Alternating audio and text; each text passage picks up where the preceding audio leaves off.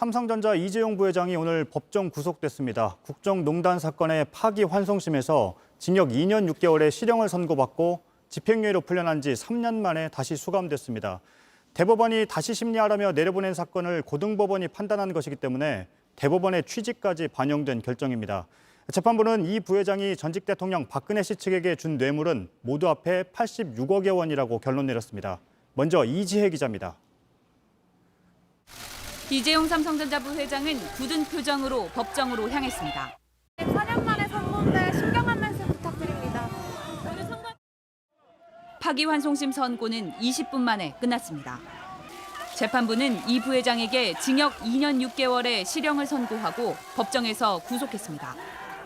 이 부회장은 2018년 2월 집행유예를 받고 출소한 지 3년 만에 재수감됐습니다. 재판부는 전직 대통령이 먼저 뇌물을 요구했고 피해액이 전부 회복됐다면서도 이 부회장은 적극적으로 뇌물을 제공했고 승계 작업을 돕기 위해 대통령 권한을 사용해달라는 부정청탁을 했다고 설명했습니다. 또 우리나라 최고 기업이자 자랑스러운 글로벌 혁신 기업 삼성이 정치 권력이 바뀔 때마다 범죄에 연루되는 게 안타깝다고 했습니다. 뇌물 액수는 86억 8천만 원이라고 재판부는 밝혔습니다. 최서원 씨 딸과 측근을 위한 승마 지원 70억 원, 동계스포츠영재센터 16억 원 후원 등입니다.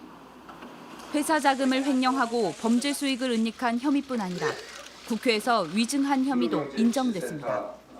앞서 1심 판결된 뇌물액이 89억 원이었고 항소심에서 36억 원으로 줄었다가 대법원 전원 합의체가 86억 원으로 결론을 내린 바 있습니다.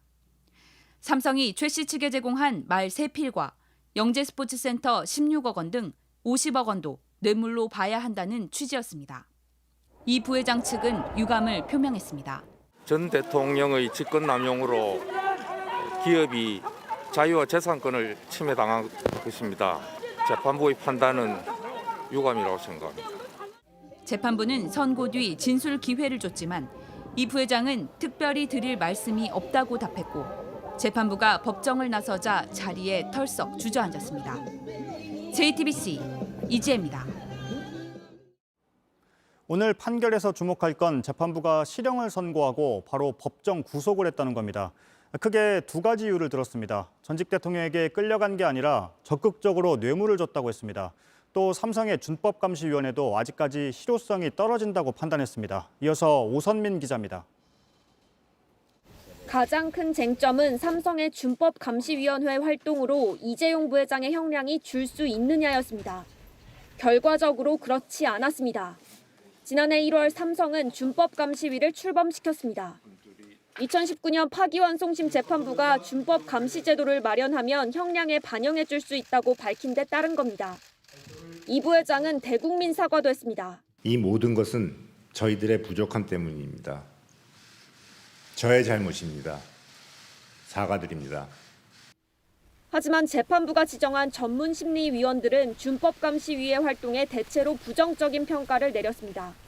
재판부도 이 부회장의 진정성은 긍정적으로 볼 수 있지만 실효성이 떨어진다고 결론을 내렸습니다. 뇌물을 얼마나 적극적으로 줬는지도 형량의 변수였습니다. 그동안 이 부회장 측은 대통령의 강력한 요구에 수동적으로 응했던 것이라고 주장했습니다.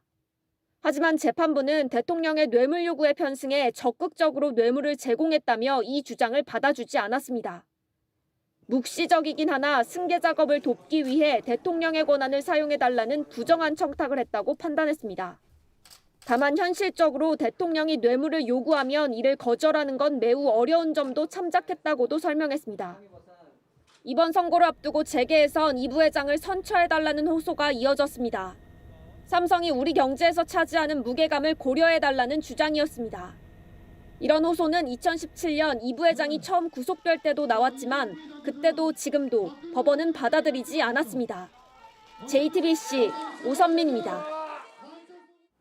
이재용 부회장 측은 재상고, 그러니까 다시 대법원의 판단을 받아볼지를 검토하겠다고 했습니다. 하지만 형량이 과도하다는 걸론 대법원에서 다시 다투기가 어려워 보입니다. 대법원은 통상 10년 이상의 징역형에 대해서만 부당한지를 따지기 때문입니다. 따라서 이 부회장에 대한 오늘 선고로 4년 넘게 이어진 국정농단 사건은 법적으로 사실상 마무리됐다는 평가가 나옵니다. 조보경 기자입니다. 이재용 부회장 측은 재상고 여부를 아직 결정하지 못했습니다. 계획 신체는 판결을 검토해봐야 할 수 있는 문제입니다. 하지만 재상고를 하더라도 결론이 크게 달라질 가능성은 작아 보입니다. 이미 2019년 대법원의 전원 합의체가 86억 원의 뇌물을 범죄 사실로 결론 내렸고 뇌물 액수를 너무 낮게 봤다며 고등법원에 사건을 돌려보내 이번 선고가 나왔기 때문입니다. 형량이 과하다는 이유만으로 이 부회장이 재상고하기도 쉽지 않아 보입니다. 대법원은 고등법원이 선고한 형량이 과한지 여부를 다시 판단하긴 하지만 주로 10년 이상의 징역이나 금고가 나온 경우에 심리합니다. 따라서 이번 판결로 4년간 이어진 국정농단 사건의 재판은 사실상 마무리됐습니다.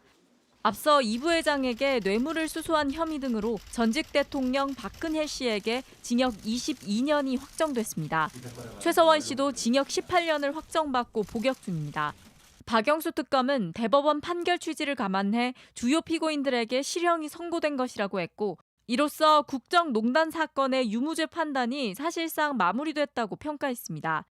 참여연대는 중범죄를 저지른 재벌 총수에 대한 최소한의 단죄라며 범죄의 중대성 등을 고려하면 징역 2년 6개월은 부족하다고 비판했습니다. 삼성그룹은 별다른 입장을 내지 않았습니다. JTBC 조보경입니다. 이재용 부회장이 구속되면서 삼성은 2017년에 이 부회장이 수감됐을 때처럼 계열사별 전문 경영인 체제로 들어갈 가능성이 커 보입니다. 재계는 경영 공백을 우려하지만 시민단체에선 지배구조를 바꿔야 한다고 주장합니다. 김서연 기자입니다. 이재용 부회장의 형 집행기간은 내년 7월까지입니다. 삼성그룹 입장에선 앞으로 1년 7개월간 총수 없이 경영을 해야 합니다. 삼성 측은 앞으로의 경영 체제에 대해 아직 밝힐 입장이 없다고 했습니다. 다만 전문가들은 4년 전 이 부회장이 구속됐을 때와 비슷한 형태가 될 거라고 봅니다.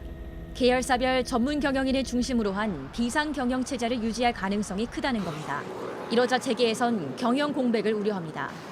한국경영자총협회는 이번 판결로 삼성그룹의 경영 공백이 현실화되는 것에 대해 매우 우려스럽다는 입장을 밝혔습니다. 전국경제인연합회도 배상근 전무 명의로 삼성의 경영활동 위축이 개별 기업을 넘어 한국 경제 전체에도 악영향을 미칠 것이라는 입장을 냈습니다. 반면 시민단체에선 오너 리스크가 생기지 않도록 지배구조를 바꿔야 한다고 지적합니다. 준법감시위원회는 일단 외부 조직에 불과해서 삼성의 근본적인 변화를 이끌어내지는 못합니다. 삼성이 바뀌려면은 이종의 사익을 위해서 그동안 복무하던 이사회가 바뀌어야 되고요. 장기적인 관점에서 전문 경영인 체제를 확립해야 한다는 의견도 있습니다. 단순히 비상경영 체제가 아니고 조금 더 장기적인 안목에서 어떻게 전문 경영인 체제를 갖출 것인가. 어차피 4세 승계를 안 하기로 했기 때문에 JTBC 김서연입니다.